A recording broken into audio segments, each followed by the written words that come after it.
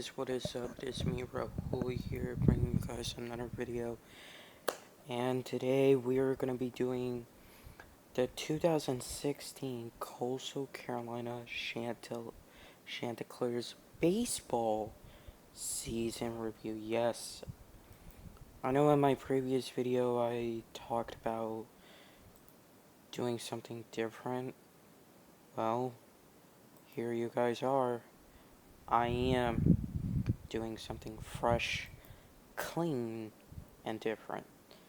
And this year, we're going to be in, not this year, this team that we're going to be doing, I like to consider them a one-hit wonder team due to the success of them in the Sun Belt and not for them not being as successful. Before you, hit the like button, please be sure to subscribe, like, and do everything. So the season record, of course, is 55 wins, 18 losses as a whole. They won the Big South. They were the Big South regular season tournament champions. It's regular season and tournament. The Baton Rouge Super Regional champions. And Raleigh regional champions. So they won their region. And then they went to the Super Regional Final, and they won that, both of them. They're the first Big South team from the Big South Conference to win the College World Series, and first College World Series win. So this is a pretty, this was a pretty big, monumental win for this baseball team. This specific baseball team. The head coach at the time was Gary Gilmore. Kevin Schnall, Drew Thomas, and Matt Skilling were assistant head coaches. The home arena is Springbrook Stadium / Vrooman Field. The players: Zach Holpeck, Jason Billoss, Alex Cunningham, Mike Morrison, Adam Hall, Bobby Holmes, Tyler Poole, Cole Schaffer, Austin Kitchen, Brandon Miller, Andrew Beckwith, David Parrott, Peyton Isaacson, Matt Beard,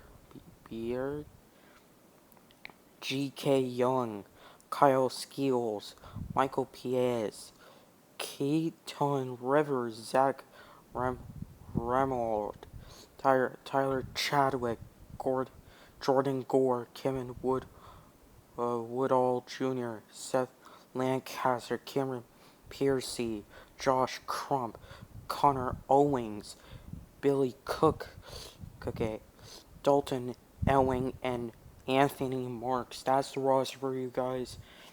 Now let's move on to the regular season. So in the regular season record was 40 wins and 15 losses. Appalachian State. Oh god, They faced off against Appalachian State. They won 17-2. They lost to NC State 10-13. Mountaineers and the Wolfpack. Then they won against the Virginia Cavaliers 5-4. They won against Marshall 9-3. They lost to the Ohio State Buckeyes, lost 4-6. They won against Duke 10-6. They won against Ohio State 3-2 in 10 innings. So to me, that's a pretty impressive month. And especially, you don't really think about certain college football teams, basketball teams as baseball teams. You don't really think of them having good college baseball programs. But that's what it is. Then, oh god, they lost, the Chanticleers lost to College of Charleston Cougars 4-9. They lost to the Cincinnati Bearcats 7-10. They lost to the Ole Miss Rebels 2-8. They won against the Ball State Cardinals 12-5. They lost to the Wake Forest Demon Deek. They lost to the They lost to the Wake Forest Demon Deacons 0-11, but they won the next day 7-6. Then they lost to the oh, okay. UNC Greensboro. Yep. That's their team. Well, actually they're called the UNC Greensboro Spartans. So they lost to the UNC Greensboro Spartans 2-4. They lost. Then they won back-to-back games because Illinois fighting Illinois 10-4, then 12-4. They won against UNC Greensboro 7-4. Then they won against the UNC Wilmington Seahawks 6-4. Now, in a 3-game series against the Longwood Racers, they lost the first game 2-5. Then they won against the next 2 games. They won in the next 2 games for the Chanticleers 7-2, 11-2. Yeah, then they faced off against College of Charleston. They lost 2-4. They then faced off against Stenson in a 3-game series. They won all of their games 11-2, 17-5, 12-2. They faced off against the Stenson is actually called Hatters and the Citadel Bulldogs. They won against the Citadel Bulldogs 4-3. So, well, they rebounded. Yeah. So as you see on your screen, the most successful month, in my opinion, is February, April, and May. And this is what I mean. They have done really well. And, yep. Now in April, this is where it gets interesting. They face off against the Gardner-Webb Running Bulls. See, you don't really think about these colleges as much when it comes to, like, college football, college basketball. You usually think them when it comes to baseball. The Chanticleers won all of their games 16-4, 10-4, 10-6. Then, this is interesting. They faced off against ranked 6th, the South Carolina, the Gamecocks, and they lost 2-4. Then, the Chanticleers faced off against the Radford, I have to get this right, the Radford Highlanders in a 3-game series. They won 13-6, 7-4, 7-2. They faced off against College of Charleston again. They won 5-3 this time. Then the Chanticleers face off against Presbyterian College Blue Hose. Yes, that's a name. They won 5-2, 4-2, 12-3. God. Now the North Carolina Tar Heels the Chanticleers won 6-3. They face off against the College of Charleston again. Chanticleers won 9-5. Then they face off against the High Point Panthers. They lost the first game 2-5, but then The Chanticleers bounced back with 2 games, 17-5 and 4-0. Now they face up against Georgia Tech, Yellow Jackets. What are they known for? They're known for being in the woodworks of the college football realm. They have a baseball team, yes. The Chanticleers lost 1-9, 8-9, and then going into May, they lost. The Chanticleers lost 2-4 in 7 innings. Okay. Now, as you see right here, yes, I collected this data, everything. Yeah. Okay. Then, they face off against Liberty. The Liberty Flames. They won 14, the Chanticleers won 14-6, 14-6, not 6, 12-3, 17-3. They face off against Charleston, the Charleston Southern Buccaneers. They lost 4-6, but the Chanticleers bounced back 9-3 and 6-0 victories. They face off against UNC Wilmington. They won 4-1. Then they face off against the Campbell Fighting Camels. Yes, again, that is a team. Chanticleers won 9-1, 6-5, 23-4, and that game had to end in 7 innings. So, as you can see right here, this is the regular season. 40 wins, 15 losses, all of these stats. Yeah, let's move on to the postseason. Alright, so this is the part where this is interesting, because this really makes my day. So,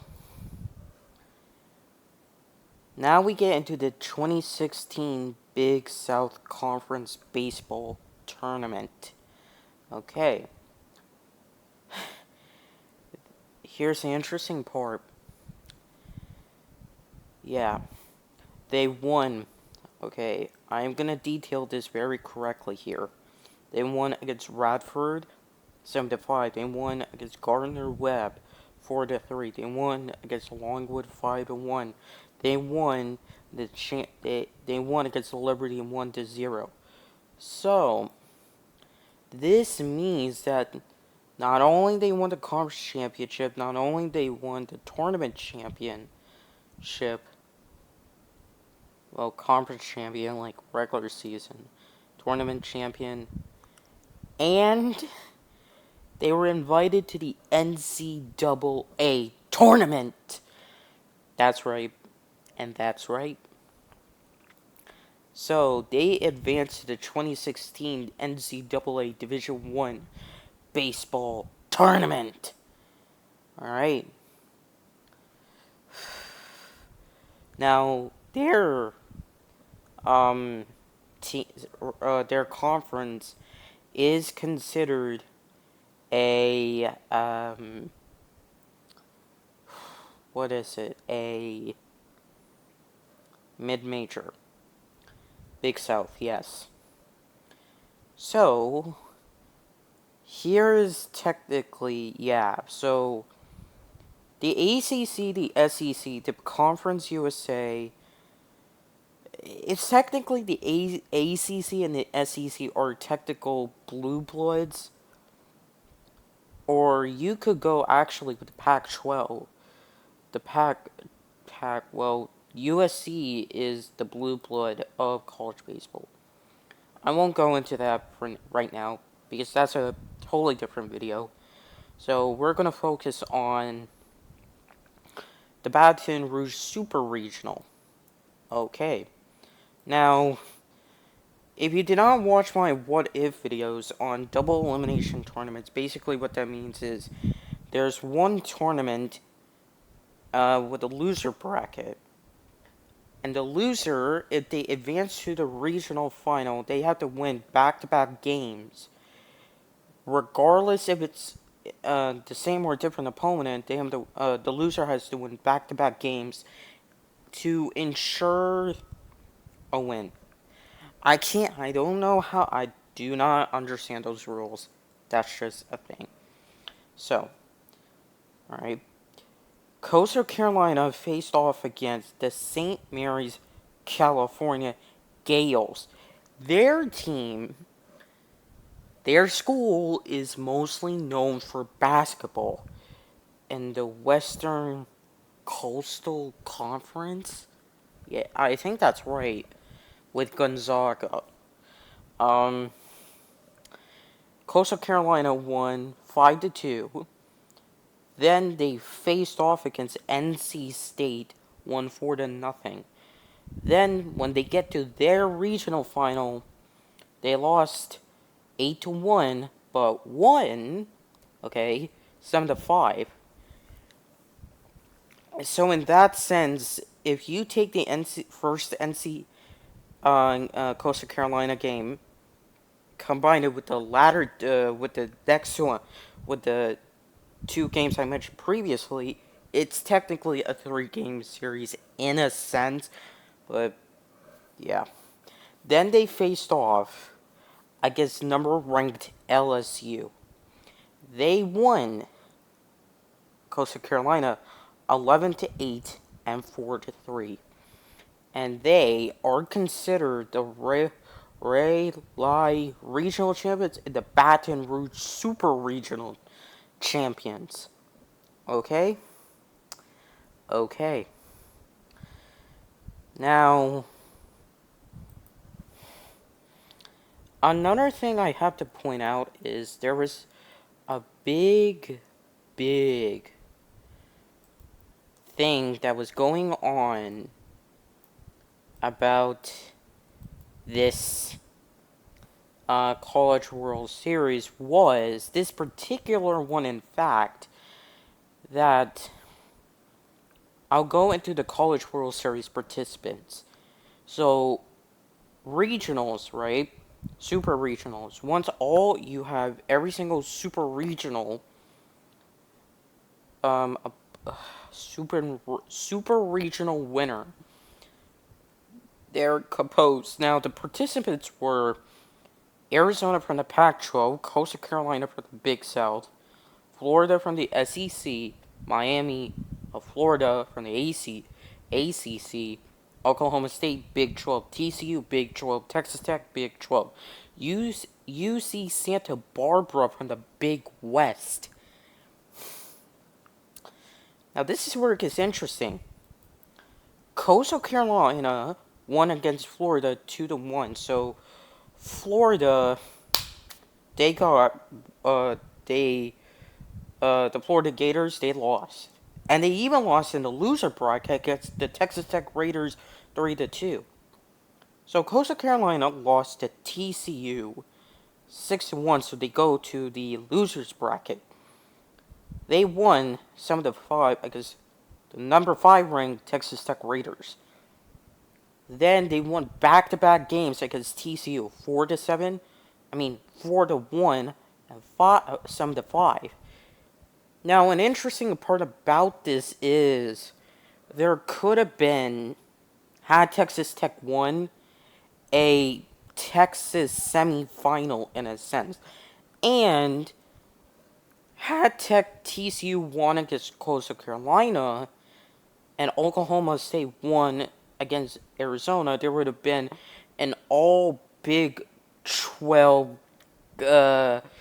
men's College World Series championship, something like that. But thankfully it didn't happen. Arizona won against Oklahoma State. Coastal Carolina, I gotta say, did their part.